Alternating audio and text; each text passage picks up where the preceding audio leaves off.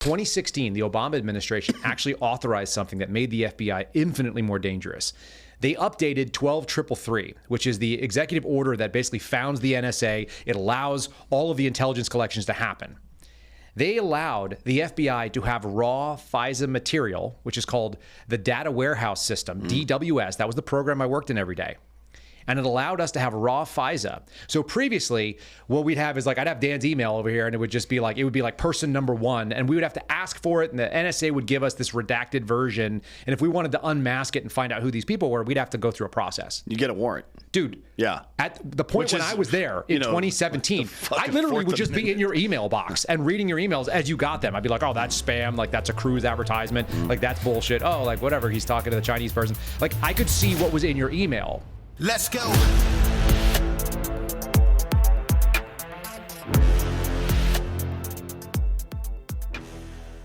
Welcome to Citizen. We got a special guest today, Kyle Seraphin. You were FBI agent, whistleblower. Before that, you did some other stuff. We're going to go all the way back to the beginning, but first, how are you? How do you like the fog in Austin for the first time in history? What the fuck's going on here? There's water coming out of the sky, yeah, and it is also lingering at the ground level. I don't like it. People are driving inappropriately. It feels fine. Well, nobody here can handle any sort of inclement weather. It's a visibility change, yeah. And then, of course, there's already too many people here.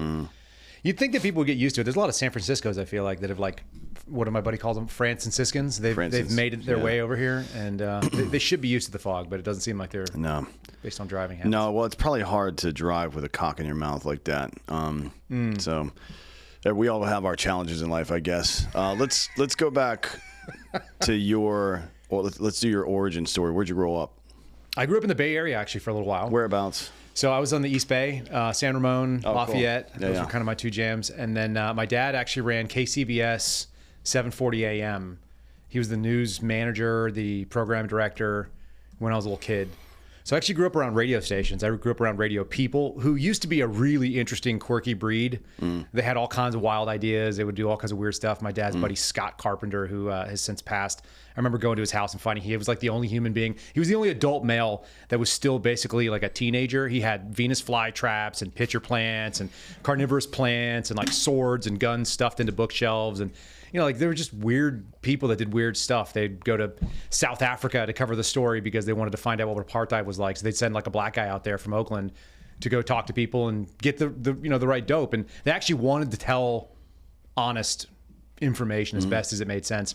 So I kind of grew up around that. My dad ended up moving around with radio, so I actually got to go to a lot of major markets. So we lived in the Los Angeles area for a little while when I was a little bit older, and then ended up around 3rd, 4th grade. I was in Dallas, outside of Dallas, in a place called Coppell. Yeah, it was interesting because there were 25,000 people that lived in Coppell, and the first thing that I saw when we moved there is they put out a pronunciation guide to the name Coppell. It was actually the front page of one of our first newspapers I ever got there. Well, you have to do that in Texas because you have to, because there's so many stupid pronunciations of words. They just made everything. You're like, oh, that's Manor, and they're like, no, that's Manor. Yeah, like, you're not from here. Burn it, burn it. Off, yeah, dude. we know that you're not from here because of the way you pronounce things. Maybe that's what it was. Like, the ichthus fish, right? The Jesus fish that the early Greeks and Romans and whomever else, the Gentiles used to. It was like, if you've ever seen this, is they would draw half of it, and you drew the other half. That means you're from here. And then you draw the bottom half of the fish. Somebody will draw the top half and then fill it in with. It was an early ichthus. sign countersign. Yeah. Yeah, that's what it meant, though. So maybe Texans aren't. I think Texans aren't dumb about that. I think they're just kind of like sorting out who's one of us and who's one of them. Which is important these days, because OG Texans are a different breed, man. I mean, I don't like the convert, the new ones that came here to try to bring something else to Texas. I ended up getting to Texas pretty young. Yeah, I mean, that's weird. It's a weird idea. Let's call it intra-immigration, right? People make this complaint about the Somalian refugees, if you want to call them refugees. I'm like, just stay and fight for your own country, you pussy. That's what I think, frankly. I have no fucking tolerance for that shit. But they flee shit and come here because it's good. And they're like, what we should do is smear shit everywhere. Yeah, we should do exactly what we used to do. We need to terraform this place to our shithole. And that's what LAites and San Franciscanites and all these other cunts have been doing to Texas for the last 10 years. It's been more than 10 years, but yep. Well, that's when it's been noticeable for me. I don't really pay that much attention to people. I'd say it's at least 20 years, unfortunately. There's been a kind of an influx. I've seen Californians come in. I came in the early 90s, and I was a pretty little kid. And interestingly enough, there was a time when people sort of naturalized to become Texans. They actually were like, oh, this place is cool. My parents built our first home in Texas on a handshake. That's literally what it was. It was a handshake, and they bought 2 lots. And it was a custom developer, and they designed it all out, and not a penny spent until the thing was actually, live in and closable. So there used to be this ethos of sort of honor and kind of an OG way of living, kind of an old school American thing. In any case, went to San Diego for a little bit, came back. All that is to say is that I went to school in Oklahoma because I was going to do anything I could to get away from Texas when I was a younger kid. I was 18 and wanted to go do something else. I went to University of Oklahoma. And then, interestingly enough, my wife, who I've been married to for, I guess, 11 years now? Coming up on 12 years. She was actually in New York City, and she naturalized to become a Texan. She actually went to the University of Texas. So she ended up hanging out with some of my friends from high school, and that's how I ended up meeting her 10 years later. So we had this weird little connection, just kind of overlapping paths. She also became an American because while I came from the Bay Area, which is not America, she came from New York City, which is not America.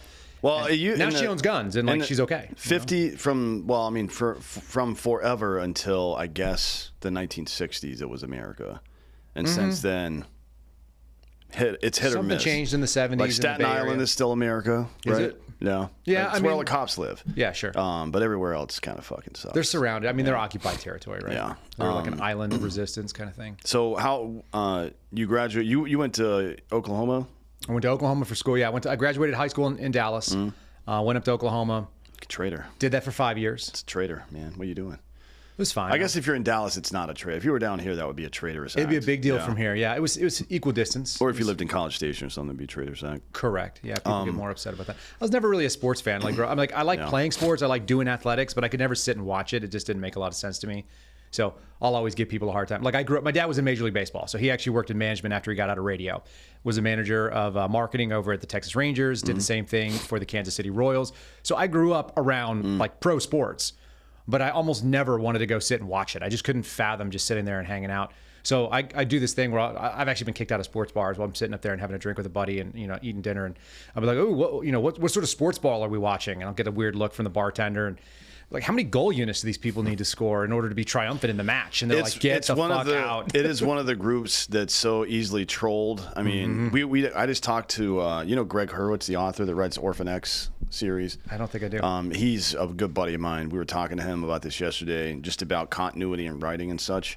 Because he just published, or his 10th novel comes out on the 11th of February.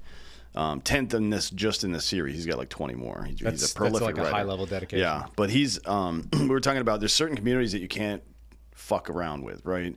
I'll do these in reverse order that I did with him because it applies to him. Is the vet and gun community? If you start saying things like emptied a full clip into some whatever nonsense, right? Yeah, I loaded up my fully automatic clipazine. You get, you can use some of the fun troll words. I actually do that on Twitter fairly frequently, or X. I'll put that out there and I'll get 1 million views because people are outraged at something that I said when it's like, I know more about, I built these things. You don't even know what you're talking about. Well, but it is fun. It is fun. They're super it's so trollable funny because they just don't know how to handle it. And then I think maybe even worse, the group that's even worse is nerds. Of any especially kind. Trek Wars nerds, right? Like if you see somebody that even looks like Dwight Schrute, for example, just get Trek and Wars mixed up on purpose until they'll correct you at some point. Like, God damn it, they just can't take it. You know what I mean? It's like a Tourette's. It just builds up like a tick that they eventually have to erupt and tell you about it. Yeah, sports nerds are, I think, the same way. They're generally more tolerable because they're not paying attention, but. If you get really, really obnoxious, I basically sound like a Brit from another time. I come back like I'm a Victorian era Brit guy, and I say weird things about sports, and then it gets people really riled up. So. Yeah. Well, we have we do a bunch of different fantasy baseball and football leagues every year, and give out like whomever wins gets signed jerseys or whatever the fuck. And then there's I can't keep up with all of it most of the time, although I did win the fantasy football league this year. But usually I just can't keep up with it because it's too much stuff. But after the first season, there was one, and it was kind of a coincidence. It was after LSU won in 2019. And she was just relentless. This one woman we have a private Facebook group on for Drinking Bro Sports, and she just wouldn't shut the fuck up. So we banned her for a year, and then we created the I think it's Sarah Williams Worst Fan of the Year award, and it's sitting on the thing out there. We put a new name on it every single year, and we ban the person for 1 year from everything. Because there are some just people, intolerable. Yeah, it's just like, come on, man. We're all fucking trying to have fun here, and you are just like, you didn't even go to school there, you know? It's like, relax. You got to fucking take it easy. Anyways, let's get, what the fuck are we talking about? No, you're right. So we're just talking about the fact that it was not a traitor move to go to the University of Oklahoma. Good. So, and actually, the first year I was there, they won the national championship. So I started in the year 2000. Oh, nice. And so that was cool. So it was the Bob Stoops era, kicking into like full speed. So it was a big deal to be there. It was also really weird to be there as a guy who's not, like I said, I'm not a huge sports fan. So I watched Norman, Oklahoma, which basically doubles in population every Saturday during football season. And all these people who never went to school there, which I don't hate them for it, I just think it's interesting. It was like observing a foreign culture. Yeah. Because I'm not from Oklahoma, and so you'd see people that never had it. They don't have a professional sports team, at least they didn't at the time. I guess they do now. But you're watching like no professional sports. The closest thing they have is like Sooner football. And people would have their whole life dedicated to it. They'd have RVs that are painted in theme. They never went to the school. Yeah. And here I am going to the school, and I'm just like, I don't understand why you guys are so excited, but it helps pay my tuition, so I was good to go. I mean, you need something to root for. It's better football or whatever than politicians, which is kind of what people root for. Yeah, or like terrorist groups, like which is a thing in other countries. So yeah, it's better. Yeah, it's weird. So did you graduated from Oklahoma? Yeah, it took a little time, but I did. And then what do you mean by a little time? So nothing about my story is a straight line, and it never has been. So I left Oklahoma in 2005, but I technically didn't graduate in 2008. I had to retroactively change my major to something else, which already met the graduation requirements, but I basically just left and didn't graduate. I actually walked the stage. This is kind of like one of those memorable moments. I've never really taken things very seriously, including my college graduation, which I didn't actually graduate at. So they gave us this card. It's a huge public school, right? So you fill out a name card, and you're like, well, how do you want your name read as you're walking across the stage to get your little diploma holder?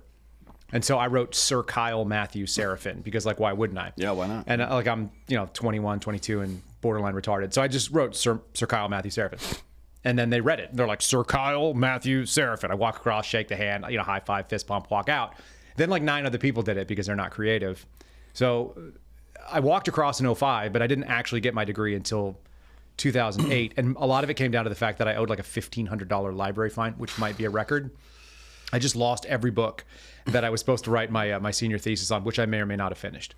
And then I changed my major to get something else. So I left in 2005, went on to the world. I ran restaurants. I worked for Dell Incorporated for a little while. I actually sold like $20 million worth of Dell computers. I worked in sales for an ergonomic manufacturer that was out of Piscataway, New Jersey, and I went to go do that in San Francisco, chasing a girl like guys do. Ended up working for the radio station that my dad was managing when I was born, which is also weird. Sold airtime there. And then after all that, I ended up in San Diego, basically completely broke. I had negative $500 in my bank account. I was homeless, had nowhere to live. I was staying on my brother's couch and/or in the car that I had basically ripped off from a girlfriend that I ended up giving back to her, and like, some penalty monies. Yeah. And I'm trying to figure out what the hell I'm doing with my life. And I get a phone call from one of my former roommates in college, and he's like, hey, why don't you come work for this movie studio? I'm at Warner Brothers. And I was like, yeah, I don't think I'm qualified for that. Pretty sure I'm not. But he brought me up there. I ended up getting a financial analysis job.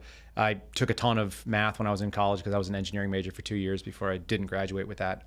And so I went and did the job, made good money. And then from there, I realized, like, what the fuck am I doing with my life? Why do I exist on this planet? I am finally out of debt, but like, I have no purpose. And so I actually enlisted like a complete moron at 27. And that's when I went into the Air Force, which is where my life story like really actually is making any sense. Yeah, I mean, I went to college twice first and fucked around and did all kinds of weird shit before I joined. I think I was 23 when I entered delayed entry, and then 24 when I completed basic. I think I was 24. Yeah, it's a different experience going through in your 20s. It's a far different experience when you're right up on the age bracket limit. Yeah. I mean, they basically looked at me like I was a grandfather. I had 17-year-old kids in my class that were like, I'm going to marry the first girl that I hold hands with. And I was like, you shouldn't do that. That's a bad idea. Probably don't do that. Steal her car first, then give it back. Yeah, that would be way better. Anything would be better than what you're thinking about doing. Yeah. So I think what was it that really made you decide to join the military? You just needed something to do? No, Because that would have been, what year would that have been? That was 2006, 2007. Okay. I actually enlisted in 2009, but I started that path in like 2007. Delayed entry was like 18 months for me. It was about service, which is kind of corny, but it actually was realistic. That's where I came. My high school, I went to a Jesuit high school. Turned out to be like one of the few Catholic graduates of a Catholic school, because that usually they turn out atheists pretty good. And their motto was like men for others, service before self kind of attitude. That actually did stick with me about in my 20s. I was like, what the hell am I doing? Why am I not serving any function? Like, I'm not creating things. I'm not destroying things. I'm not doing anything of value. I'm just like sort of existing and collecting a paycheck. So I was looking for something a little bit more. I also was kind of looking at the world. That was like the big zombie apocalypse prepper time, if you recall. Yeah. Everybody had a zombie apocalypse plan, and mine was like, I don't have enough hard skills. I don't know how to land nav. I don't know how to jump out of a plane. I don't know how to do any, like, I can't do a dive infill. Yeah. So I started looking around. I'm like, well, how do I do that? I actually ended up with a SEAL contract in front of me, but they wouldn't let me take it home to read it, which is the number one reason why you don't sign a contract. If a recruiter won't let you like sleep on it overnight, like, do not sign that contract. There's a lot of people that are cooks and radio engineers in the Navy. They staff the Navy with buds, buds entry. Yeah. So what it came down to is at 27, I realized there was a decent probability of like breaking something or getting pretty seriously hurt. I'm not really a guy who's going to quit. And I found that out going through the Air Force stuff I did. But what I did realize is that there was like a real high probability of getting injured and being reclassed to like chip paint on a battleship. And I just don't think that would have been satisfying for me. So I ended up going over to the Air Force. They had a far better contract. And the deal was, if you wash out, fail out, opt out for any particular reason, you can leave in an administrative discharge. And it was a 4-year enlistment instead of 6 to go into the special operations program. So I actually signed up to go be a combat controller. That was the route I went. Went to basic in June of 2009. Didn't really have a lot of fun in Air Force Basic. I thought it was really weak. Turned around, went straight in, and I was worried I was going to lose a lot of fitness, which is what you worry about when you have 8 weeks of like softness. And Air Force Basic is soft. Yeah, you spent some time in the classroom. And like, it's actually coming into focus right now, right? Because you're hearing about these a story about how they just like took away the DEI initiatives and they got rid of the Tuskegee Airmen. I don't remember the Tuskegee Airmen bit or the history lessons, but it totally makes sense. What I remember was that I did a lot of laundry because nobody could figure out how to do laundry. But as a 27-year-old, I was like a grown up and I knew how to do logistics. Like I used to do laundry for the restaurants we ran. Were you charging people? No, it was required. It was my job. It was actually my duty. It was like all day long. I just did fucking laundry. They'd give me like 6 or 7 like huge sea bags full of laundry, and I would go wash everything and bring it all back. That's what I did for most of basic. And I was furious when I got out. I was like, what an absolute waste of my fucking time. And then you went into the AFSOC pipeline after that? Correct. Yeah. I mean, that's better. So I was one of the... Well, were you at Hurlburt Field, or where does it start? No, this is why it was shitty. So they fixed a lot of this stuff that was jacked up while I was there. But I was Jared Taylor from Black Rifle had a big part. Him and James Spreeder, who's it needed to be done. Now, So the problem was a lot of guys probably saw the issues that I saw, and I just didn't stick around long enough to be able to fix it. I was out in 4 years because... Well, they had been in since the late 90s, early 2000s. And there was always a problem. They saw it go like down and then back up and then down again. Right. What happened is the Air Force Air Education Training Command, which is the thing that owns all training pipelines until recently. They had it's like TRADOC for the Army. Yeah, it's TRADOC, exactly. Okay. They owned all of the training operations, and they treated being trained to be a cook or a cop exactly the same way to be a special operator. See, now that's one thing. The Army's basic is stupid, right? In my opinion, I think it's like kind of dumb, but at least they treat people differently, right? Now, if you deserve to be treated differently. Yeah. Well, I mean, like, infantry goes to infantry basic. You're only with infantry people, right? Because I would assume that they speak to you quite a bit differently at an infantry basic versus Fort Jackson, where you're going to be a cook or something, and they should too. They should, be honest, right? Like, it's not; those aren't the same job. Like, you wouldn't treat your kicker the same way you treat your linebackers on a fucking football team. It doesn't make any sense to do that. And it's completely unnecessary. I think some of it is superfluous just because the drills want to fucking yell at people. But and the Marine Corps has their whole thing too, where everybody's a rifleman first. Like, no, they're not. Come on, man. But, you live that fucking fantasy you want. Yeah, but the Air Force... It's a fantasy. They had it wrong and they fixed it. But they didn't fix it while I was there. So we're getting treated like everybody else. Like I said, I'm a grown up. A lot of the guys that I was around were really exceptional. They were closer to like what the 18 X-ray program looked like over on the Army side for special forces recruiting.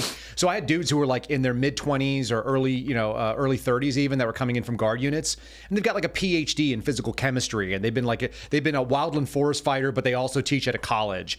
And you're going to take that guy and you're going to put him in the barracks with a 19-year-old roommate like I had who wouldn't buy toilet paper, and you're like, this is not fucking sensible. It doesn't make any sense to do it this way. They were worried about risk in the same way that they'd be worried about, let's say, like a cook or an administrator. Meanwhile, like guys in my pipeline would have to die every year because you're exposing weaknesses that they've never seen before. One of my buddies actually got dropped out because they found a congenital defect in his heart that had never been exposed. And the dude was like a marathon runner. He was a freak. And then you find out suddenly that when he's upside down doing 18 hours worth of, cold weather and push-ups. He's doing inverted push-ups after being drowned for the last like 20 minutes. And they pull him out and they put him up on, jack his feet up on the fence post or on a chain link. Yeah. And he's doing inverted push-ups. He suddenly passed out because he had what's called a patent foramen ovale. So there's actually a hole in between the septum from your two atria. So he's getting deoxygenated blood injected at a higher and higher quota into his other side. I mean, you got to get that. He just went out. That's usually they find that like as a child and they sew it up. Like in the first 3 months of your life, typically. Right? What they find is actually the numbers that I've heard is that there's actually more and more people out there. There's a ton of people, and I used to know the number off the top of my head, but it's like a third of people have a patent foramen ovale at some level. It just doesn't always close all the way up. What's supposed to happen is oxygenated blood is supposed to switch it, and so your heart actually heals it and closes that hole up. But a lot of people are walking around and they've never pushed themselves to a limit to find that out. And it turns out 18 hours of exertion and inverted push-ups might be the way that you find it. Yeah, that'll do it. So anyway, look, I'm going to avoid that personally, but yeah. It's just not fun. Yeah, it's not. But, if you sign up for it, you did. So long and short of it, I'm going through this pipeline. I ended up doing about 17 of the 18 months and about maybe it's somewhere between 5 and 6 weeks before graduating from a very long training pipeline. I'd gone through the SEER program. I'd gone through airborne. I'd gone through the main schooling, which is the combat control operator course. It's air traffic control plus ass kicking. But they just kick your ass every morning just for the spite, and then at night sometimes too. And so I did all this stuff. I'm successful. I basically go onto the field at Fort Bragg or Camp McCall on the STAR course. I got like 103 degree fever when I started. I had like 170, 106 degree body temp when I finished. I'm getting like rectal thermometers. I'm completely carpal tunnel spasmed out. I was a wreck. I had kidney failure. I had rhabdomyolysis and a couple other things. So they end up kind of saying like, hey, dude, like you're all jacked up. And also like, we don't like that you're jacked up and we don't like you anymore. Just go away. You're too old and kind of F off. So I went back to Lackland, which is where we were based out of the Medina Training Annex. And then they said, you can basically leave the Air Force as per the contract. You got 17 months in, you can walk out with an admin discharge. And I was like, I'm 29. I don't see that making any sense. I don't want to be the guy that did like 18 months in the Air Force and I'm out. Also, I saw all the people that were like waiting to get discharged. It would take them months and months of just sitting on their ass. I was like, why don't you send me to PJ and Doc? Why don't you send me into the water? And so they did. So I went to the PJ and Doc. I was successful there. It was a whole bunch of shenanigans to make it happen. I had to basically like, swear my life away that I would never quit and I would drown and die trying kind of thing. But I did. Ended up going to dive school, got the combat dive bubble at Panama City. That was a lot of fun. Wait, which school was it? It's NDSTC. So there's basically 3 centers for special operations diving. You've got Coronado for the SEALs. You got Key West for the SF guys. And then NDSTC is the Naval Dive Training and Salvage Center. I think the acronym is correct. And that's where that includes like the underground welders and all that shit. It does, yeah. The like technical divers and all the weird shit there. But you've also got Air Force combatant divers. You've also got Marine Corps combatant divers there. So that's where the 2 programs are. So we had our own little hallway that was combatant divers away from all the technical divers and the hard hat stuff. So I'm just curious about this. All of my friends from the Army Special Operations community said that the dive school at Key West is the most difficult school they ever went to. Like by far, physically challenging. Yeah, I can see why. They don't do nearly as much of a spin up for pre-dive as so pararescue is basically planning for you to go to dive school. They want to pre-wash out anybody so they don't wash out at dive. They still lose like a 15 or 20%, but it's not nearly as bad. That being said, the standards, as I understand it, this is old knowledge now, but at the time I believe that the standards were the standards, which is that what you do for hits and surges and all the underwater water confidence stuff, that's all the same requirement. You got different personnel doing it, so they have their own little spin on it. But like the guy who was beating the shit out of me underwater, whose name escapes me now, he was like 6'7" and 350, and he's pushing off against the wall. He's giving you this okay sign underwater, and you're on your knees because and I've watched like Surviving the Cut, the Discovery Channel. Dude, it looks exactly the same what we went through as what they do. And they bind you and you got to jump. They do up some and grab air follow-on and missions shit that are like more that. specific to SF. So they and I've seen the Navy do the same thing where they've got the EOD guys. They've got some cool follow-ons that are not necessarily part of what my guys were doing. And when I was there, I was in this narrow window where they didn't give us the rebreather training. So we didn't do like a ship assault. I did ship hull searches. I'm upside down in the dark. You're doing all the scary shit, but you don't do as much of the fun stuff, I think. But at the end of the day, like the standard is the standard. If you can get through any one of them, I would guess that you could get through all of them. I've seen what they do at Buds. I've seen what they do with the others. You know, I'm open to being checked. But the idea is that if you go to one of these units, whether you're a SEAL, whether you're a PJ, whether you're a controller, whether you're a reconnaissance Marine, that you should be able to attach to any other soft unit that's going to do a dive and mission, do that in theory. yeah. I mean, they don't like doing it. Well, No, it's a shit gig, man. It's scary and dangerous. It's probably the most dangerous thing the military They does. like it off the boat. They don't like it off the sub. That's what I hear. The depressurization fucks you up, and just the SDVs not. So they had an SDV base at NDSTC. Yeah. Hands down was my biggest fear, maybe in my whole life. And that's what I was always trying to figure out. I'm like, how do you do a submarine lockout? That looks terrifying. I mean, it's the lockout part still. and then being in a fucking fart tube with 3 other dudes that are fucking like, maybe you get lucky and there's one small guy there, right? I'm the small guy. Yeah, maybe your team got lucky if you were on one. But my dive partner was like 6'7" or 6'8". You know, and he's it's a super finite stretchy. amount of room. I was just talking to some dudes in DC about this week, and they fucking hated it. It looks awful. Guys that were on SDV-1 out in I think it's in Hawaii, right? SDV-1 Sounds right. I couldn't tell you where all the SEAL teams Yeah, they enjoyed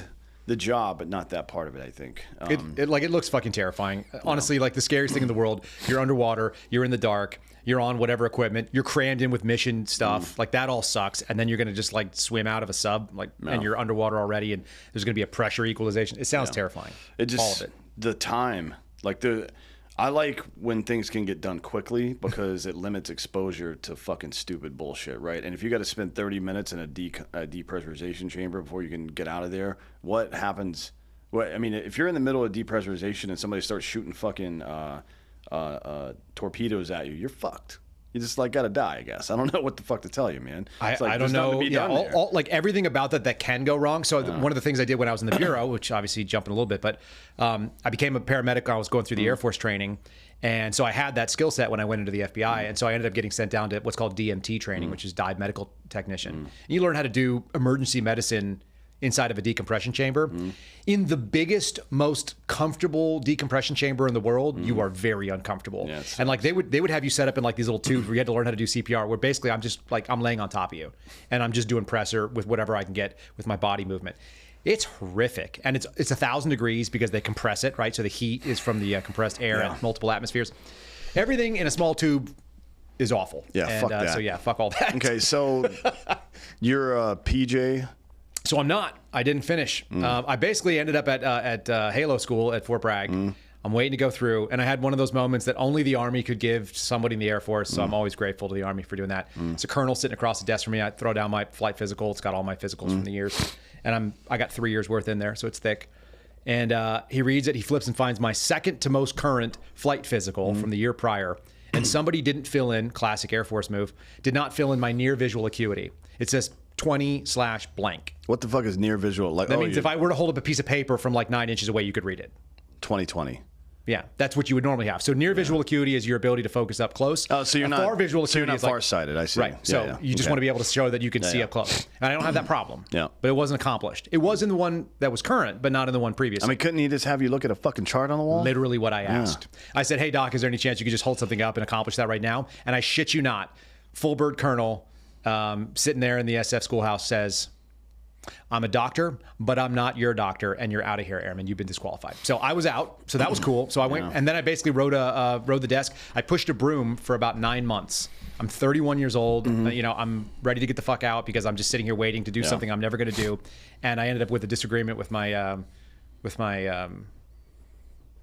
chief, which is something that might happen when you say, "Hey, I just want to talk to the commander and find out if you guys are ever going to send me to training." He basically told me to go fuck myself and about those words. So I resigned from my volunteer status and I accepted the discharge, got an honorable discharge. And then I was like, okay, cool. Now I'm 31. I didn't go do the mission I signed up to do. Yeah. What the fuck do you do with your life? And that's how I ended up working in a hospital, running around Austin for a couple years. I got married right out of the gate. And what were you doing in the hospital? I was working as a paramedic. So I was an ER technician, paramedic technician, and I was also riding an ambulance. So I worked between like a private ambulance company. We did some 911 overflow and some interfacility in the Austin area. And then I was also working in the high volume. And honestly, even though the pay was shit, and it really was, it was outstanding clinical work because it was nonstop churn of patients. I was oftentimes like the only guy that could shoot an IV on some of these real sick, messed up people because that's what you do in the field. Yeah. You know, I used to shoot IVs while I was like, I'm like riding in an ambulance, like trying to get some fat person who's trying to die on me and establish a line. You do it in a hospital when you have unlimited time and light. It's way easier. So we were on kind of the rapid response call to start various different intravenous therapies and so on, draw blood. So I had fun doing that. But in the meantime, it's like also like, what the fuck am I doing in my life again? Now I'm 31, 32. And I ended up tossing in a package for the agency. Never got picked up by the CIA, but I threw in a little box and said, hey, I've got some skills, but no experience. I did the same thing at the FBI and a couple of other different places, State Department and so on, and ended up getting picked up by the FBI. They called me in 2014, 2015, something like that. And long process of getting hired, just like a lot of other federal jobs. But I attended Quantico in June of 2016, and that's kind of when I thought I was on the road to like just having one job for the rest of my life. Yeah. It is. I did it with the ATF actually, just because I wanted to sabotage that agency from the inside out. It's a noble goal. Ended up working for Black Rifle instead, which probably was better, to be honest. I didn't go to prison for anything, you know, like sabotaging the government. But and you're not gay, so yeah, that helps too. Yeah, certainly helps. Yeah, but just the background process for that, and I already had an active secret clearance, right? So it's just TS clearance and all the fucking stupid shit I had to go through just to get to my security interview, and it's a retired ATF guy who didn't give two fucks about being there. He's just like, so, you smoked weed once? I was like, yeah, once. And he's like, cool. Wrote it down, and that was the only question he asked me. I'm like, what the fuck? They used to ask doing, even weirder stuff. The FBI guy was a little bit more involved, but we ended up talking more about the fact he was at the UT shooting in 1968 or whatever it was.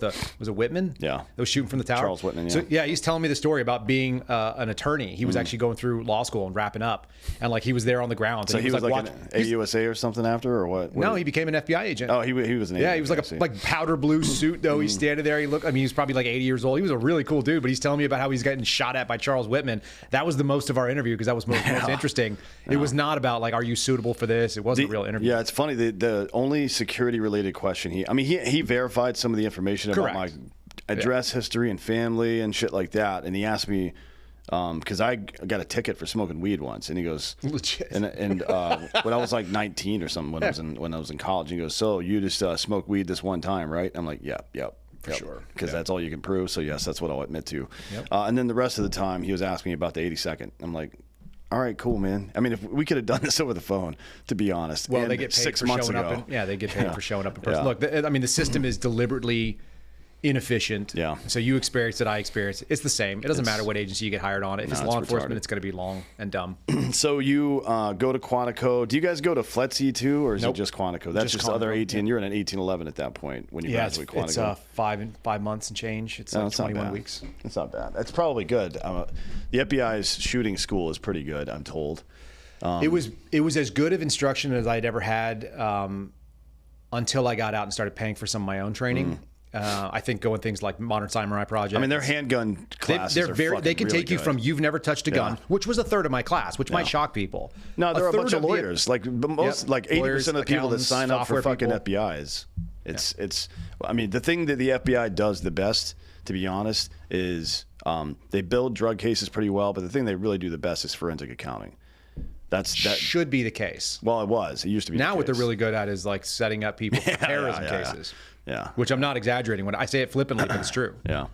And I got to see that firsthand. We'll get into that in a sec. But first, tell me about. So, what was your first assignment when you got out of there? My first move was to the Washington field office. So I found myself in Northern Virginia, and I was assigned to the worst thing that you can be assigned to if you're a guy like me. I was assigned to a Chinese counterintelligence squad. Now, counterintelligence is already pretty slow, but there are some kinetic parts of it if you're doing things where there's actually a possibility of a criminal violation. And this is like when I heard this, I was like, "What in the fuck do we do?" That was actually one of the comments I had to my ASAC, the guy, it's my boss's boss. We did non-criminal non-US based, non-espionage Chinese counterintelligence, which essentially was like observing spies collecting non-classified material from China into the US. Like they would reach out to people via, we were basically doing like email FISAs. It's horrible. And what were they looking for? Because it's hard to say, because I never had a case that was, none of them are prosecutable. So this was the question. It's like, what the fuck are we doing? That's the question. FDNS for the USCIS used to do a lot of that stuff. Like anytime there was anytime we had the Olympics or the Super Bowl or anything, they had guys running around, mostly looking for Chinese or Chinese cutouts selling like stolen IP, right? Like so that's Wrangler called counterproliferation. That's a crime, right? though. Yeah, it's definitely a crime, but it used to not be the FBI handling most of that. Yeah, there's a full squad that does it at Washington Field. Yeah. There's a full squad that does almost everything at Washington Field, whether it needs to be or not. What we did was sort of like, if all the other violations that existed of CI that were either criminal or like significant national security threats, like maybe you cover the embassy, you cover the the military attaché and so on, all of those, if the water in between it is the stuff that nobody wants to do, that's what my squad was assigned. God damn it, man. So during this same time, and this is 2017, I get there at the end of 16. So this is right when Donald Trump wins. He won while I was at the academy. This is Crossfire Hurricane is now coming to light. We've got Andy McCabe as the acting director. Like, my credentials were handed to me by Jim Comey. And then a couple of weeks later, like, a couple of months later, you got Andy McCabe running it, who's also a dirtball. Yeah. So, I mean, it was nonstop fuckery at the high level leadership. And I'm sitting here, I've got cases on my first desk, like the first time I sat down, that were created by Peter Strzok. I inherited 8 9-year-old cases that were completely dog shit. There's no other way to say it. They were allegations that somebody was not 100% honest on their SF-86, which is that document we were talking about, all the places you've lived before, waiting for a background check. Yeah, mine got compromised by the Chinese. But so did mine, of course. Like, right away. What was it, like 2014 or 15? It was a 2016 hack, 15, I think. 16, yeah. Yeah. Yeah, so during this time, 16, 17, 18, while you guys are doing bitch work, basically, the Chinese secret police were setting up fucking police stations, secret police stations, at least in all 2014. All over North America, right? Not just in U.S., Canada, and Mexico. There's Correct. Chinese police stations all over the place where they'll go visit. They were doing renditions, they were doing extraordinary rendition. They were also threatening people. They were fucking recruiting like second, third generation Chinese people, saying, "Hey, we're going to kill your grandma unless you go to work for Apple and steal their information for us." Like, what the fuck? That was happening. We just let that happen. We let it happen. We knew it was happening too. Yeah. So look, you can go back to see Director Comey started talking about it in 2014.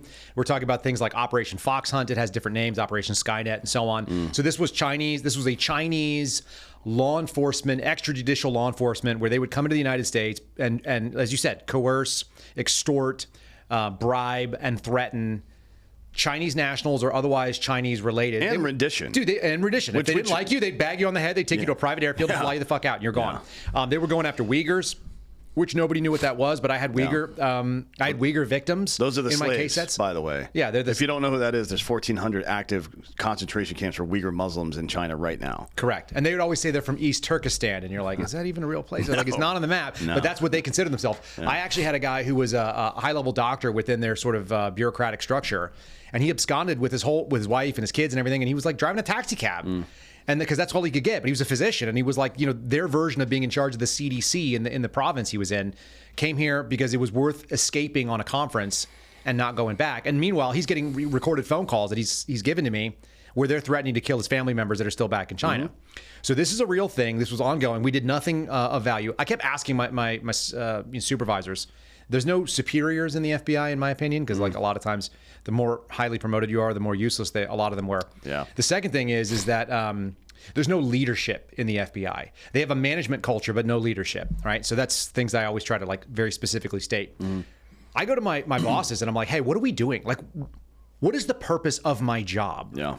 And they would go, well, you're gathering information. And you go, okay. No. The FBI has an intelligence unit, but it is not an intelligence apparatus. It's a law enforcement It's not apparatus. designed to do that, but in fact it's being used that way. So the question is what am I doing with this information? They're like, well, we're going to know more things. And they're like, no, that's what happens when you have more intel. But what are we doing with it? What is it in aid of? My job code is 1811. I'm a criminal investigator. Yeah. What criminality are we pursuing? And they're like, oh, you may not understand what our mission is. I'm like, no shit. That's what I'm asking you. So I literally have these conversations. And so the best part is maybe like a year and change in, I'm like right on the edge of the probationary period for most agents. I had a military probation, so I'm 1 year and I'm off probation, but I'm still like accomplishing new agent shit. Like you're filling out a logbook and whatnot. And I'm sitting here talking to this guy, and he goes, "Would it surprise you to learn that your supervisor says you're not a very good agent?" And I'm like, "No, it wouldn't. I agree with her." And he looks like someone slapped him in the face with a fish. Like he's just like, no one's ever like admitted like I'm not a good agent. And I'm like, no, but that's not the real question here, Mark. The question is why? Because I'm a high performer and I'm a very intelligent, capable person. But if you're not giving me a mission set that I can accomplish without violating the Constitution, by the way, I started doing whistleblower activity basically within my first year of working at the Bureau, because all you have to do is say, I think we're violating rule, policy, or law. Yeah. And you do it within your chain of command or your chain of leadership. I did that. I said, I think we're doing a thing called reverse targeting in FISA 702, which is expressly forbidden by federal law. Yeah. And then we found out that they're unmasking people. They're doing reverse targeting. They're going after the Trump officials. All of this fuckery that was going on, it was really, really obvious to me from working there within the first couple of days, because I didn't have enough work to do. So all I did was investigate my own agency. Like, what are we doing here? And is it even legal? And it turns out, I don't think that you're going to be able to find any record of anything that I did that was illegal, because I'm pretty confident that I was really upset by it. But I'm looking around going, holy shit, we have an entire unit here that is not operating within the bounds of the parameters of what people expect the FBI to do. We are not the FBI that anyone thinks. They think they're a law enforcement agency from the outside. And we're straight up doing intelligence work to the point where the NSA, and this is something that I've learned since, I didn't know this. 2016, the Obama administration actually authorized something that made the FBI infinitely more dangerous. They updated 12333, which is the executive order that basically founds the NSA. It allows all of the intelligence collections to happen. They allowed the FBI to have raw FISA material, which is called the Data Warehouse System, DWS. That was the program I worked in every day. And it allowed us to have raw FISA. So previously, what we'd have is like, I'd have Dan's email over here, and it would be like person number 1, and we would have to ask for it, and the NSA would give us this redacted version. And if we wanted to unmask it and find out who these people were, we'd have to go through a process. You get a warrant. Dude. Yeah. At the point when I was there in 2017, I literally would just be in your email box and reading your emails as you got them. I'd be like, oh, that's spam. Like, that's a cruise advertisement. Like, that's bullshit. Oh, like, whatever. He's talking to the Chinese person. Like, I could see what was in your email.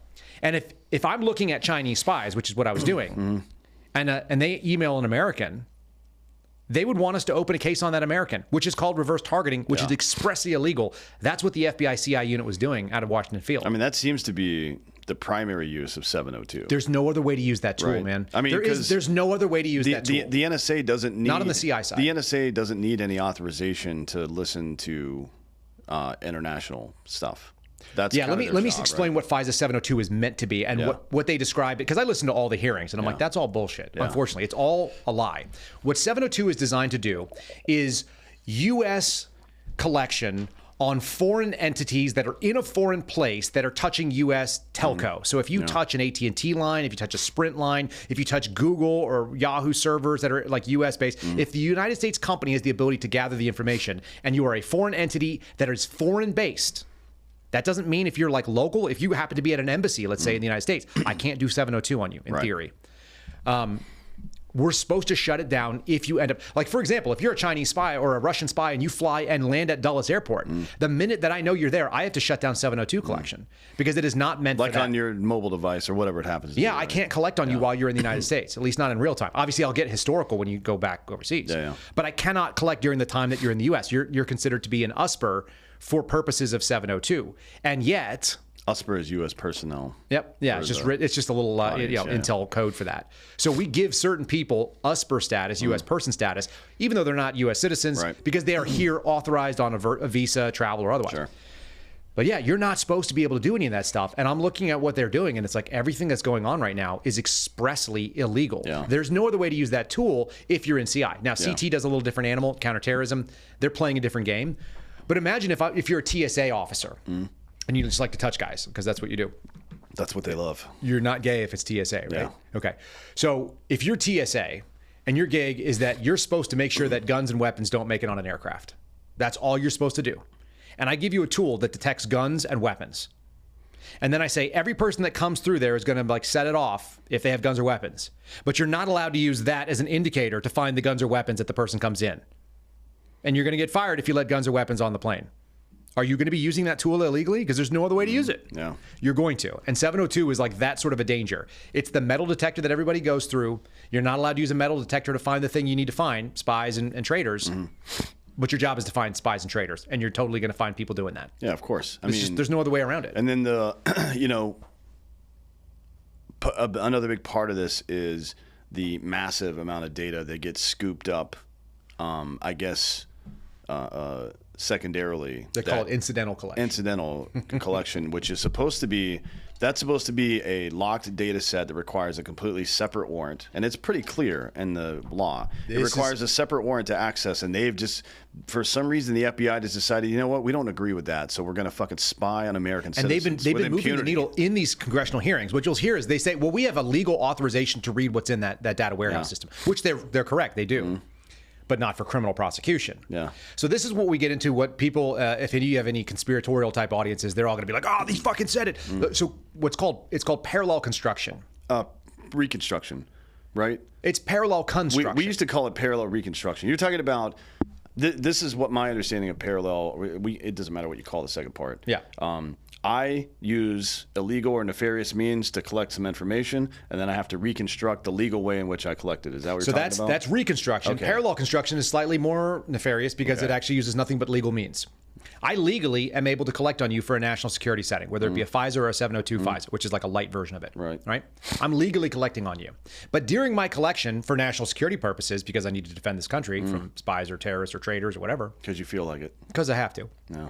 Because that's what my job is. Yeah, sure. If I'm doing that, and I happen to find out that you're involved in, let's say, like money laundering, you have some fake charity that you're doing, right? Or I find out that you own like an NFA-controlled item. You happen to have like a Glock with a switch hiding in a safe, and you're telling one of your buddies about it, and I have incidental collection of that conversation. Then I can construct that criminal case, which I now know is a real thing. I can do it in parallel to the national security. Without a warrant. Well, here's how I have to get around that, because there's two ways to do it. Number one, I could declassify the information that showed that I had access, but then I'd have to say why we were collecting on you, and we're never going to do that. Right. We're not going to give up our national security tool. So what I do is I go find one of your buddies that you're emailing, and I go knock on their door, and I say, hey, I heard Dan has like a Glock with a switch in one of his safes. By the way, I already know that's true, man, so you don't lie to me, because that's also a felony. Yeah. And they go, yeah, Dan's got a little like machine pistol. Yeah. And I go, cool. What I need you to do is tell me that. You're going to be my source. I'm going to sign you up. Yeah. Now I'm going to predicate my criminal investigation based on a CHS or a source. Maybe I talk to somebody who's a bank teller who knows how you're moving money around, and they go, yeah, I actually saw that. It was suspicious. Maybe I go find like a FinCEN report or something. But I'm going to predicate my case on something other than the thing. And I already know that when I go do subpoenas and I go and ask for like a search warrant, I'm not going to be wrong, because I already know you've been talking about this. I've seen the pictures on the national security side. So I'm going to vindicate the judge who might sign off on something that's a little bit thin. And so now we have a parallel constructed national security case and criminal case, and I can jam you up, and they could be totally unrelated. And if that's the case, and there are definitely people in the Bureau that have done this, they're screwed.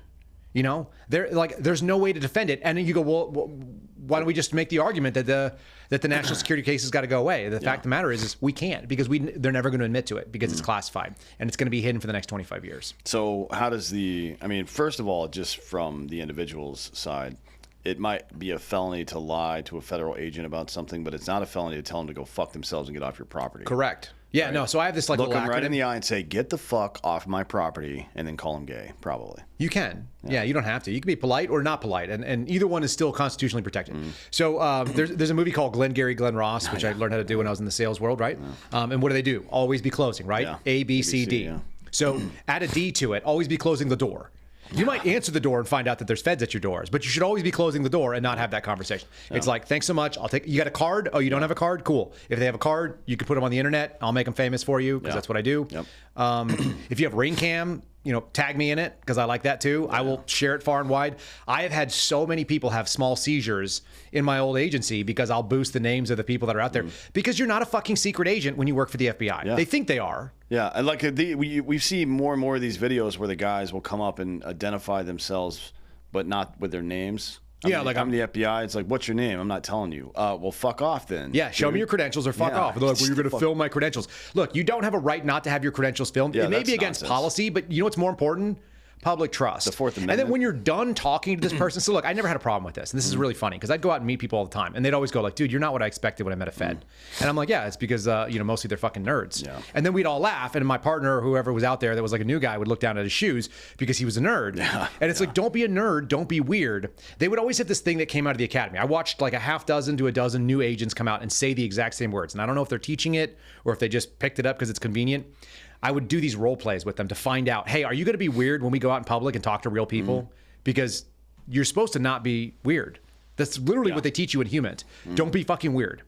And so as a sales guy, it's really easy. I knock on the door. Hey, how's it going? Hey, I'm Kyle. I'm with the FBI. I'm not the entire FBI. I'm just Kyle. And they go, oh, okay, cool. I go, look, you can tell me to go fuck off. I won't take it personally. But if you want to talk to me, this is what I'm here to talk to you about. There's been a case opened up. There's an allegation against you. One of your neighbors reported you, blah, blah, blah, blah, whatever it is. Okay. If you got a few minutes, I'd be happy to talk to you. If not, no hard feelings. I'll take it back and write down my report either way. And they'll go, yeah, look, like, what is this all about? It's about this. This is your social media post. The reason why I'm here is because this may be a violation of criminal law if you meant certain things. Do you want to tell me what you meant? Yeah, I meant that I'm not coming for the mayor in person. I'm going to go for his job. I want to run for mayor. Thanks very much for your time. Have a great day. That's First Amendment protected. Like, sorry to bother you. That's what should happen. I actually had phone calls like that all the time. They call me up, hey, dude, we have a Guardian lead. It's the e-Guardian system. Anybody can report it. Somebody is a threat. And somebody would tell some member of the, of a local government, like, I'm coming for you, man. And so they would report it to the FBI and you're like, fuck, it's a fucking Facebook post, man. So you'd call up the guy who did it and you're like, hey, dude, I don't even want to leave my house because you're an hour away, but like, you made a Facebook post saying you're coming for this person. What do you mean? And they're like, I'm running for mayor next term. Yeah. Fantastic. Have a lovely day. Easy and then I would enough. close it out. Check. I don't have to even go to your house. I don't need to go knock on your door. I don't care. I don't want to waste my time. If you're going to go do like things that border on First Amendment protected activities, I'd like to give the caveat in person. Yeah. It's like, you're well within your right to say anything you want, and I can't, I cannot investigate you based on a First Amendment protected activity. Yeah. But if you want to chat with me, like, I probably can write a better narrative and close this thing out. And it should answer the door like that. It's like, hey, I'm with the FBI. Would you like to talk to me today? Like the thing my sergeant used to tell me when I didn't need to answer the question. Like, you need to shut the fuck up right now. Yeah. So long and short of it is, when you have people that are not operating in good faith, they don't understand that their job is to serve the American people and that they're defending the Bill of Rights is part one. Yeah. That's what your job is as a law enforcement officer. Bill of Rights. Yeah. That's what you're swearing to. You're not swearing to the different articles that establish how the federal government operates. You're saying we will not use this power to infringe on people. Yeah, there's nothing in the oath about allegiance to the fucking FBI handbook. So we call it the it's allegiance to agents institution over constitution. Yeah. My buddy Rob Green says this. It's very accurate. Long and short of it is, though, I do these role plays with these people, and the guys would say weird shit all the time. They'd come out of the academy and I go knock knock, and I go, how you doing? What are you doing on my doorstep? And they'd say, oh, I'm Agent Maxwell, and I'm with the FBI, and your name came across my desk. And I was like, do you have a fucking conveyor belt? Or like, do you have a ticker? Like, are you on Wall Street? What is this? Yeah. What do you mean your name came across my desk? What does that mean? And they'd be like, I don't know, dude. And I'm like, then why did you say it? Yeah. Why are you being weird? Just say, there's been an allegation that you're involved in something. Do you guys want to talk about it, or do you want me to tell Pound Sand? I'm going to do an investigation if I'm legally allowed to, or, but you don't need to help me. Just tell them.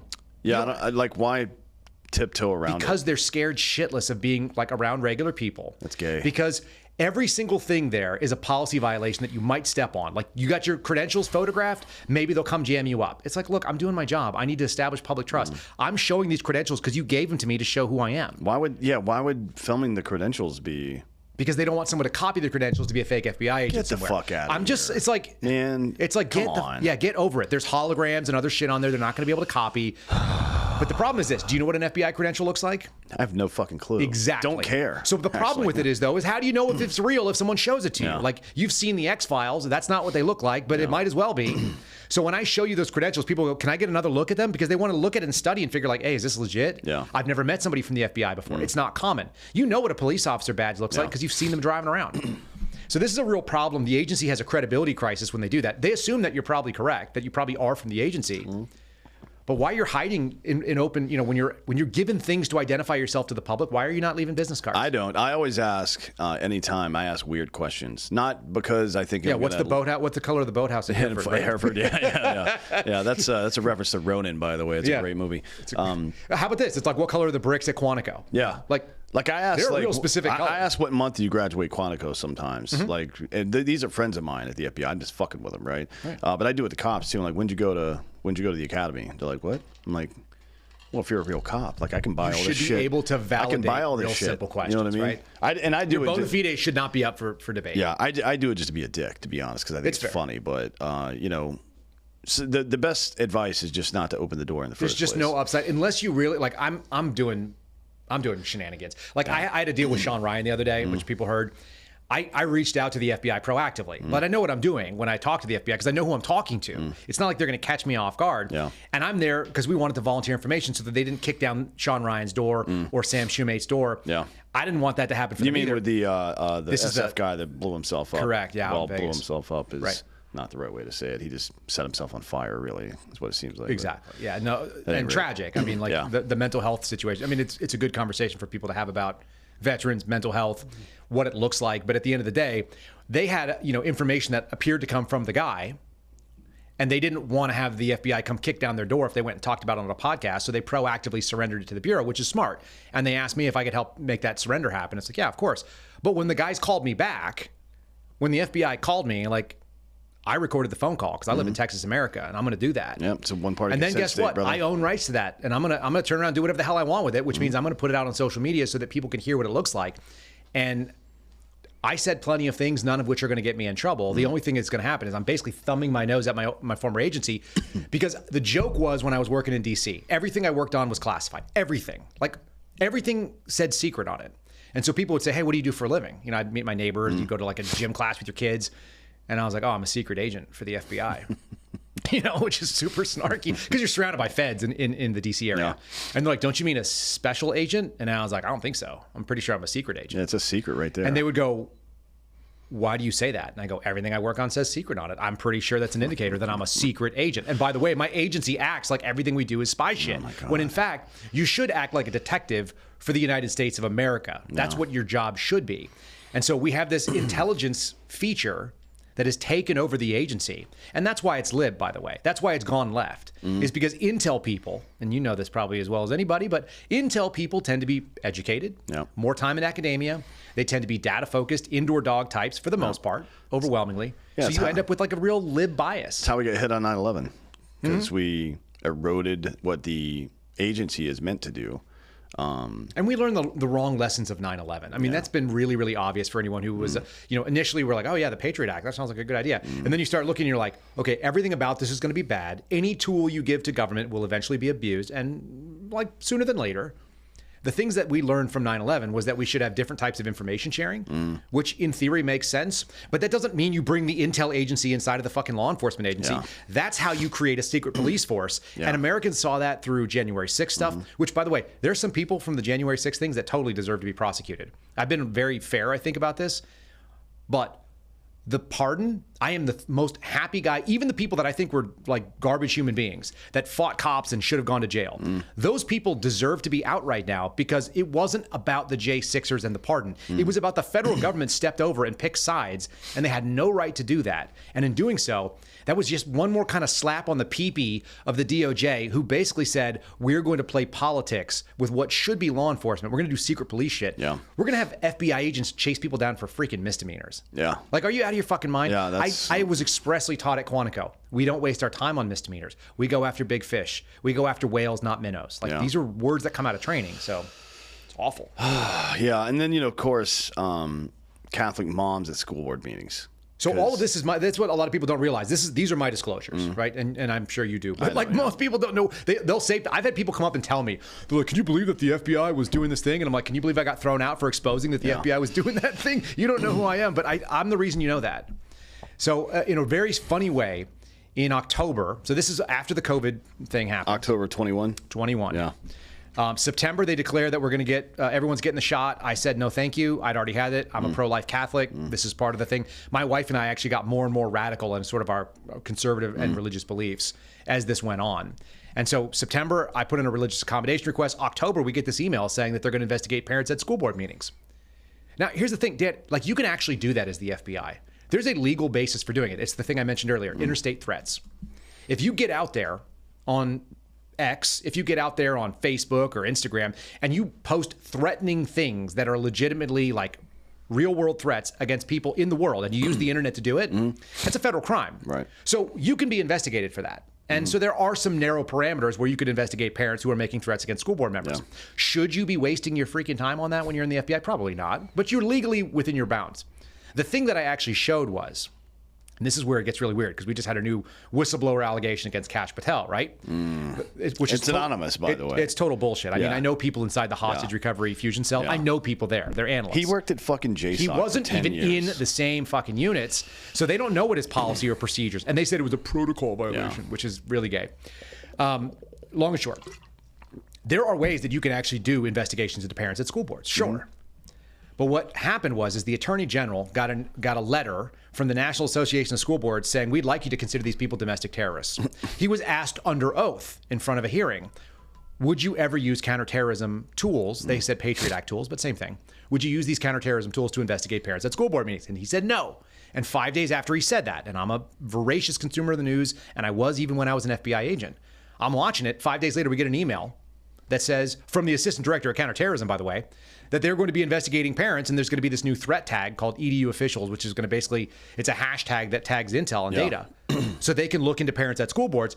It now looks like he perjured himself, which is a violation of 18 U.S.C. 1621 and 23 and maybe 1001. Yeah. So there's 3 federal statutes that I'm going to allege. So I brought that to Congress along with a bunch of other stuff that I've been saying internally for years. So I'm telling them all these things. My member of Congress had 4 pages, single-spaced, handwritten notes, front and back, of all the things that I was sharing with them that I think were problematic. The small ones got forward, the 702 stuff. But I was also reporting about what was happening at the Afghan parolee camps, which were at Holloman Air Force Base, Fort Bliss. Dude. You know, we had 100,000 people coming to this country unvetted. Yeah, people are fucking... And that shit was wild. People are giving Trump shit on the right now for abandoning our Afghan partners. Like, no. Sorry. I'm sorry. We pulled out of like the most defensible place in Afghanistan, and then we let people fall off our aircraft as they left. Then we brought in a bunch of people that we had no information on. I mean, we had no information on the only people, so Save Our Allies, the organization that I worked with to get 12 or 15,000 people out of there. It was all privately done. That was the only way it got done. It was all privately done, and we had like challenge and like we vetted the fuck out of people. Somebody would say, hey, this is my interpreter. Like, okay, fucking send me pictures of this dude. You and him working together, right? Okay, cool. Once we go through this process that takes a couple of days of verifying him, okay, Tim Kennedy and a couple of dudes are going to meet him at this location at this time out in the fucking city. And if he's not there, you're done, right? And it's just the people on this list. If anybody else shows up, they're not coming. And they meet him at a specific time, a specific place with a specific phrase to use. They get on the fucking bus and they come back in. There's your ichthys. That's the sign countersign. Yeah, it's like this is, and so then we put them in UAE or some other places, right? But mostly, some kind of an incubator country. Mostly UAE, and then they go through the State Department fucking what do you call it? Vetting process. Yeah. All the biometrics, the bats hide system from back in the day, all this stuff, right? And if any derog or derogatory comment pops up, sorry, we can't let you in. Right. So you go to Brazil, you go to fucking Qatar or something. Yeah, you're not going to get killed in Afghanistan. You're not coming here. Sorry, this is the way it is. And it was a lot of people, right? That was not the way they did it for the State Department. So we have nobody video. wanted to own the process when it came to bringing in these parolees. That place that you're talking about, we've got video of dudes fucking pouring out of those warehouse buildings, getting into fucking Ubers and just driving away. Dude, I saw it every time I went down to these bases. All over DC. So this was happening in El Paso, outside at Fort Bliss. It was happening at Holloman Air Force Base, which is out in the middle of the desert next to White Sands. Okay, we had 20,000 of the 100,000 in my little area of responsibility at the FBI. My job was to do investigations into major crimes. So if there was a sexual assault, if there was a serious beating, if there was a homicide, God forbid, or whatever else was going on, we would go and do those investigations. And the crazy thing is, we'd go and interview women that were like being physically assaulted, and it usually wasn't that big of a deal. It was like small battery, and it's like, shit, like technically it's a federal crime, but are we really going to do this? Because like no one's going to pick up that case. Right. The guy didn't know what was going on. They weren't briefed on American law or protocol, and you'd find out. You'd be like, okay, so hun, tell me about your story. So she'd tell your story. You say, can you ask her how old she is? Yeah, she's 23. This is all through an interpreter. And it's like, well, her ID says she's 25. Why is there a discrepancy between what she says and what's on the ID? She's like, well, when she got to Qatar or when she got to like Ramstein, the vetting people who were like some U.S. government official that had some indigenous capabilities because of the language problem, they were like, yeah, they were asking her like, hey, she said that the lady at the desk asked me how old I was. I said 23. She said, you're too tall to be 23. So they wrote down 25 on the paperwork. They just fucking made it up. It was wholesale fantasy. They on Ellis, these, and Ellis then we had, Island it. Then they had this. Then those people would just walk off because they came here with money. They came here with cell phones, whatever they could get on their pockets, and they straight up would walk out of the base because the guards, like, imagine you're like you're a private, first class, whatever the hell it is. You're in the army. You're manning a post. You don't have the ability to stop these people. Under what authority can you stop somebody on this base? It's an open base. They would fucking walk off onto the road, climb into an Uber, and disappear into America with no paperwork. They would have no authorization to work. They had no State Department record. They're just like ghosts that just disappeared. And we lost hundreds of them. Yeah. On every base. I mean, hundreds of them, like, we would hear like dozens a week. Yeah. So who knows how fucking many people are out here wandering around. And you don't think some of those people came in connected with terror cells or infrastructure that was already here? One of them tried to fucking blow up a building in fucking Oklahoma. JD was just talking about it on TV this weekend. There's several hundred known individuals that are being hunted on a regular basis and they don't know where they are. Somewhere between 400 and 500. There's a bunch of really bad actors. That's a lot of There's a bunch of support people that are probably sympathetic to and could be radicalized that we don't know about. So, we did this. I'm exposing all this stuff to my member of Congress. They ended up throwing me out. They ended up claiming that I was thrown out over a gun situation, which a lot of people don't really know that. But like the FBI never comes at you for the thing they claim they're going to come at you for. So I got thrown out for standing up for the Second Amendment, which is really funny because when it happened, I'm out in the desert. I'm on indefinite suspension because they don't want to pay me because I won't get the shot. They actually the shot was not the original thing. They basically abandoned the shot inside the federal government. They said, well, if you're not going to do the shot, you need to show compliance in another way. We need you to take a nasal swab every 72 hours. And I was like, no, I'm not going to do that. Why don't you just put an armband that just says Christian on it? That would be fine for me. Yeah. I was like, why don't you just mark me like you did the Jews during the 1930s German movement? And so they were like, ooh. I put in a religious accommodation request. Here's the best part, because this is actually really good. And it ties back to something we talked about earlier. I put in a religious accommodation request on December 9th. It was denied on December 10th by a guy named Spencer Evans. Spencer Evans is the special agent in charge of the field office in Las Vegas, which is investigating the Cybertruck bombing. Yeah. Okay, so that's fun. Spencer Evans denied me, and he cited a finding letter as required by federal law, because under Title VII, you have to investigate the individual. Yeah. If they're going to deny me, they have to go, oh, well, Seraphin is not fit to work, blah, blah, blah, blah, blah. They cited a findings letter that hadn't been written yet. It wasn't written until December the 14th. And they sent me a package on December the 15th showing that they bureaucratically pencil whipped my stuff and that they obviously didn't actually do the thing. So they gave me evidence that they violated Title VII, which is why I have a lawsuit going on in the Southern District of Texas right now, which is hilarious.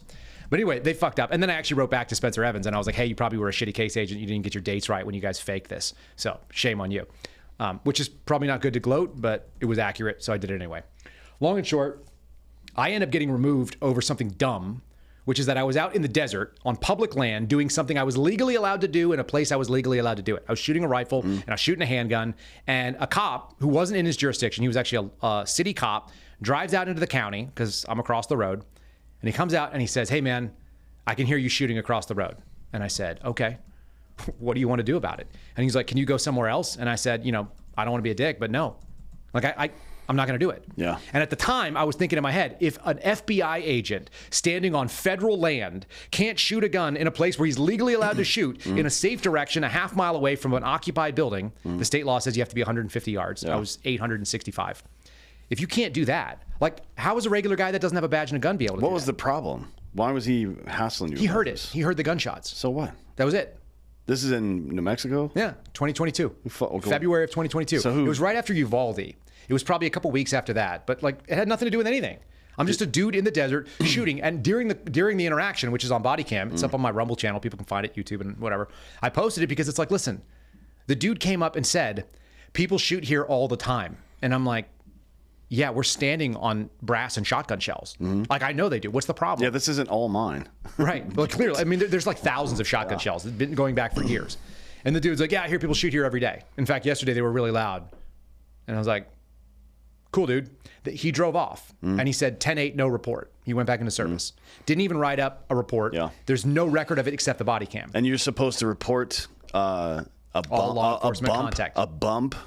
Like, fuck off, man. What if you said hi to him at a cafe? Technically, I'm supposed to report every law enforcement interaction, so I did. And my boss pulled the body cam footage, then showed it to everybody in my office. And the answer that he has, under oath, by the way, because he did this on sworn testimony, he stated the reason he showed it to the secretary and the new probationary agent who just graduated from Quantico, he showed it to them because he thought, quote unquote, Kyle Seraphin was being an asshole. His actual words. And I just wanted to see if other people agree with me. So here's a guy who's 3 years away from retirement, and he needs the opinion of a secretary to decide whether or not someone that he saw talking to a cop was an asshole. Which, by the way, there's no protocol for him even having the video. There was no investigation. So they end up removing me for what they called unprofessional conduct to a police officer off duty. And that's what they actually ended up terminating my employment based on. Or they actually said that I was suspended forever and that I quit, which is fine.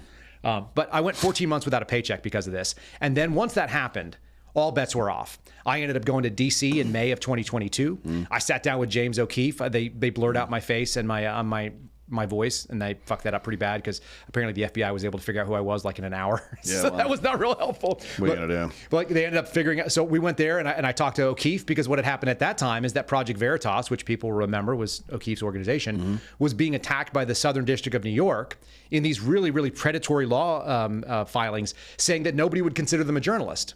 But I'd seen the FBI's cover sheet for that investigation, and what it said is that they considered them to be a quote-unquote sensitive investigative matter. You referenced the FBI handbook. It's called the DIOG. And the DIOG means that you have to treat journalists a little bit differently. They get a little bit more scrutiny. Academics, clergy, politicians, everyone gets a little bit more. It's a little bit more close-guarded when you do those investigations because they're higher profile. And Project Veritas was one of those. So here you have FBI calling them journalists, news media. You've got the Southern District of New York saying in court that nobody would consider them journalists. And I know for a fact that the FBI, including the case agent, the supervisor, the attorneys, probably people over at DOJ, all knew that they were considered news media by the Bureau. So I just brought that to Project Veritas, and I'm like, here you go. It's like an 80s movie where the guy runs out of ammo and somebody kicks him a gun. It's like, now we can get back into the fight. And they ended up beating that lawsuit because of it. And nothing was classified. Nothing was even like, this was stuff they should have disclosed in discovery, to be fair. But they were wasting hundreds of thousands of dollars on law fees because they're fucking these people over. So that just opened up the floodgates. You know, it's like, then I ended up going on Dan Bongino's story. I tell my story there. In January of 2023, I get somebody within the FBI says, hey, this needs to get to Congress. And that's the story about the Catholics being investigated in the church. And they were going to recruit like priests and members of the choir. And the whole thing was because of white supremacy. So I went and wrote the article on that because I actually shopped around. I wrote up like not an op-ed because it wasn't really an opinion. It was just a fact-based piece, like an analysis. I took it to Fox. I took it to Daily Wire. I took it to other places. And they're like, well, we can't corroborate what this is. And I'm like, I'm not going to give you my source within the FBI. Like, fuck you. I don't know you. That's not going to happen.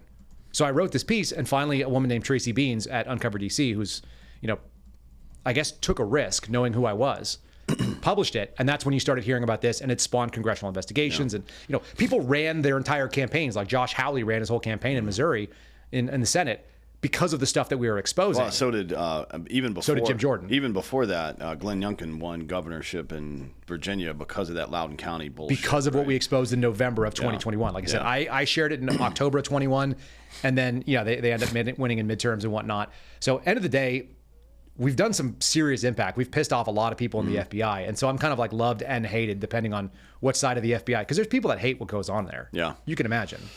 Yeah, sure. I mean, there's always good people that are just trying to hang on either for retirement or hoping that the Bureau turns around and actually does its fucking job. You know, or they're actually doing the work that Americans think they are. Like I've got guys that have come forward and they're actually doing the work that you expect FBI agents to do. And like, what does that guy do? You know, he's supporting his family. No one's asked him to do something unconstitutional or illegal, or immoral. But he's looking around and seeing what his colleagues are. I've had dudes say to me like straight up, he said, the work I do is necessary and useful. It defends my community, and that this organization is beyond repair. You know, it is that's a hard place to be if you're a professional and if you actually give a shit, because now you're conflicted. You're like, I'm part of this evil organization, but what I do is not evil. That's why I think a lot of people that are honest are excited about maybe a Kash Patel coming in. Yeah. Because God forbid, like it'd be nice if they actually were able to do something of value that changed the status quo there. Well, he doesn't. His confirmation is soon, and he doesn't give a fuck. So I love Kash. That's gonna be a very interesting conversation. We had him on like 3 years ago, and he was a wild asshole back then, and I think he's probably only gotten worse. So I've been talking to Kash for a couple years. He reached out to me right after my story went public, which is also ballsy because a lot of people did not. They were like, oh, we'll just wait and see what happens. Like most people didn't want to touch it. And he reached out and he was like, look, dude, I have a foundation. They're willing to support you. We want to write you a check. Can we do that? I'm like, to be fair, there's people that need it way more than me, which is true. There were definitely people that needed it more. And he's like, I don't know them. I know about you. I'd like to help your family out. You don't have a home because I sold my house. I lost a job, sold the house, moved into like 2 bedrooms in my parents' house. I was like 41 years old. And that's a tough thing to do with a pregnant wife and 3 little kids. But we did. And so he's like, I want to write you a check. So he wrote me a check.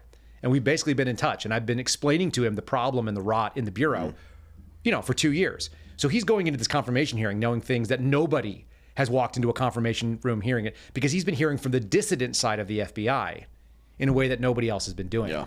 So I'm highly optimistic. But yeah, he does not need to play by the rules. I mean, he's a hockey player. The guy's taken punches in his life. Like, he gets beaten around. He's the opposite of Chris Ray, who basically has been pampered and made $9.25 million. You know that? Yeah. Before he became an FBI director, he was making over $9 million a year.